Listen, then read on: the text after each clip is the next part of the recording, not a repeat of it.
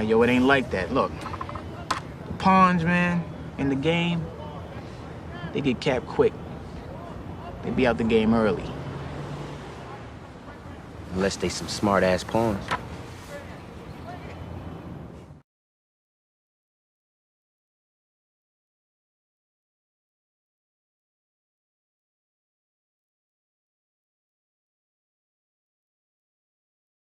Preston Bodie Broadus is a tragic example of what happens when someone with all the potential in the world does not have the right guidance and mentorship to succeed.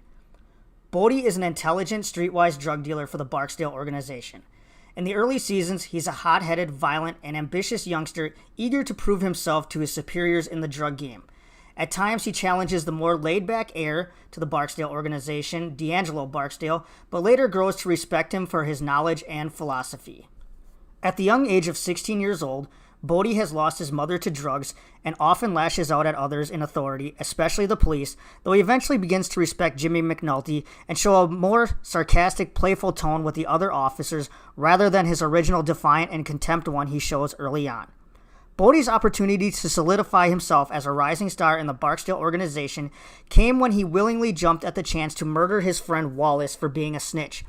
Bodie would later on attempt to justify the hit because Wallace was a snitch, but during the actual event, Bodie hesitates to finish Wallace off, causing his partner Poot to take his gun and finish Wallace off. Soon after, D'Angelo is arrested and Bodie takes his place as head of the pit.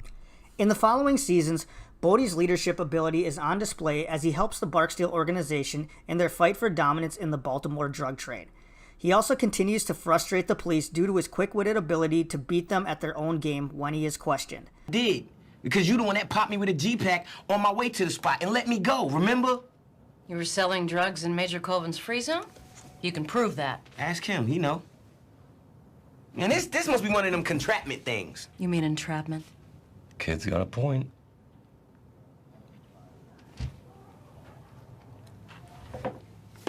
This in turn gains him the respect of Detective Jimmy McNulty, who becomes fond of Bodie as he realizes Bodie isn't just another juvenile delinquent. McNulty even goes out of his way to offer praise to Bodie, and the two share lighthearted moments when they happen to cross paths. While Bodie is away one time, his crew is attacked by Stanfield soldiers, and this event escalates the already increasingly violent war between the Barksdale organization and the Stanfield organization. Soon after, Avon is arrested while Bodie escapes prison due to being away during the time of the mass arrests. Following Avon's imprisonment, Bodie and his crew are forced from their corner to a less prominent location, though he is able to remain profitable due to his high-quality drug supply he receives from Slim Charles. Seeing how Bodie has now turned the corner into a profitable location, Marlo Stanfield, now the sole kingpin on the west side of Baltimore, gives Bodie the ultimatum to give up his corner willingly or stay on his corner but deal a lower quality product. Knowing he doesn't have the support or the muscle to fight back, Bodie concedes to selling the weaker package. Things begin to go south for Bodie shortly after. A member of his crew named Lex is killed in retaliation after he murders Fruit, a Stanfield soldier, in a fit of jealousy. Another one of Bodie's crew, Little Kevin, betrayed Lex to Marlo. However, he failed to follow exact instructions and is murdered on the orders of Marlo for his inability to follow through as he was told to. Bodie, now enraged, begins to become disillusioned with the game after the murder of Little Kevin. This motherfucker be killing niggas just to do it. See? Nigga kill motherfuckers just cause he can. Not cause they snitching. Not cause it's business. But cause this shit just come natural to him. Yo, Bodie, man. Man, Lil Kevin is gone. This nigga don't feel nothing. And all them motherfuckers in them row houses, nobody mean a fucking thing to him. I think you need to calm the fuck down. Fuck Marlo, man. Fuck him. And anybody that think it's all right to do people this way. You hear me? Fuck all y'all motherfuckers. Fuck off me, man. That's his friend in the bag.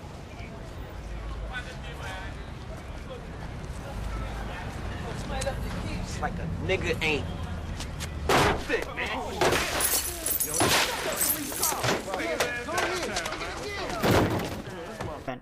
Unbeknownst to Bodie, it was his advice to Little Kevin to go see Marlo that got him killed. Bodie seeks advice from Poot, who tells him there wasn't any difference between them killing Wallace and what Marlo did to Little Kevin. Bodie disagrees, stating that Wallace needed to die for his betrayal, as he did not know at the time that Little Kevin had also betrayed Lex.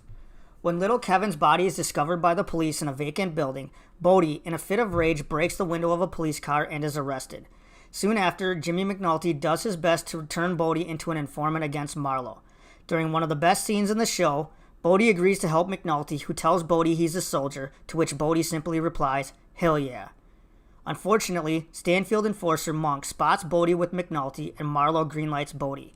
That same night, Bodie is attacked on his corner by Snoop and Chris, and while everyone around him flees, Bodie refuses to allow himself to be gunned down without a fight, with his body disposed of in a vacant building. While he's distracted by Snoop and Chris, another Stanfield soldier, O-Dog, approaches from the shadows and kills him with 2 shots to the head. Upon learning of Bodie's death, McNulty is stricken with grief, and this leads him to rejoin the Major Crimes Unit as he vows revenge on Marlowe Stanfield. Bodie is one of the most interesting and tragic characters in The Wire. Though he is ambitious and hot-headed, he is intelligent and has an understanding of the game that others don't. His downfall is not due to greed like so many other characters in the show, but rather his failure to realize that not everyone plays by the rules. As he states, he was loyal, never made mistakes, always did what was asked, and in the end, it was all for nothing. What makes it even more tragic is in the first season, it's clear Bodie doesn't see any other life as an option. When Michael says he is done working for Bodie because he has to go to school the next day, Bodie admonishes him, asking what he wants to go to school for. He asks Michael if he wants to be an astronaut, a dentist, or a lawyer. These are 3 occupations that most people who attend school don't become. The thought of being something like a teacher or accountant doesn't even cross his mind. In other words, for Bodie, wanting to do anything else is just simply pointless. This is why Bodie refused to run while defending his corner. He wasn't just defending his drug territory, he was defending everything he believed in. As someone who followed the rules, respected the game, he wasn't going to allow himself to go down without a fight against those who spit on everything he believed in. The biggest tragedy of Bodie's story, however, was the fact that he had all the potential in the world. He could have easily become an astronaut, dentist, or lawyer. He had the brains and the ambition to make it happen. Unfortunately, he lacked the guidance and options. Apart from Slim Charles, there were very few people around Bodie who were as perceptive as him, and none of them were in the position to steer him in another direction.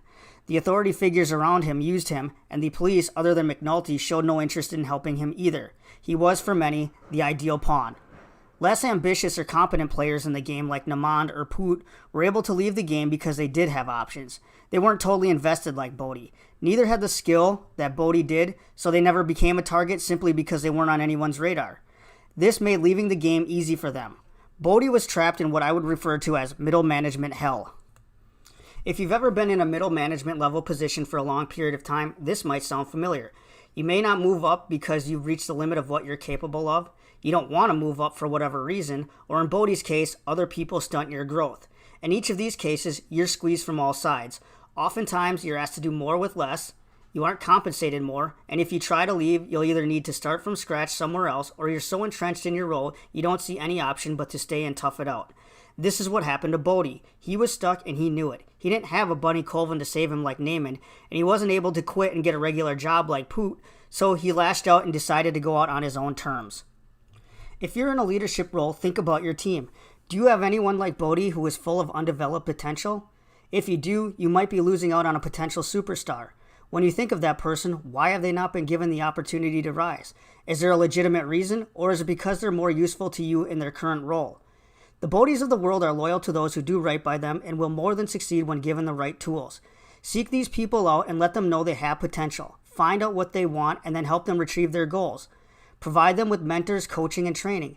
Help them develop a career plan and map out what they need to do to move ahead. They may move to a higher role, but that should be your goal. While they're with you, though, their work will pay dividends.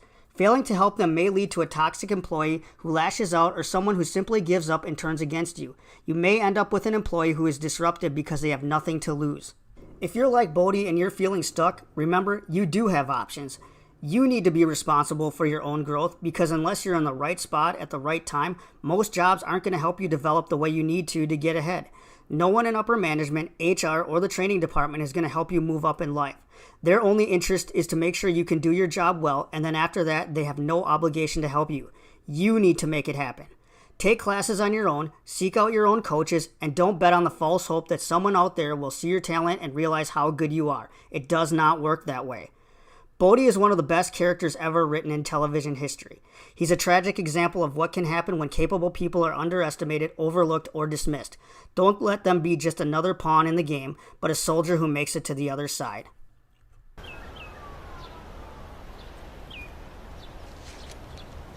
You're a soldier, Bodie. Hell yeah.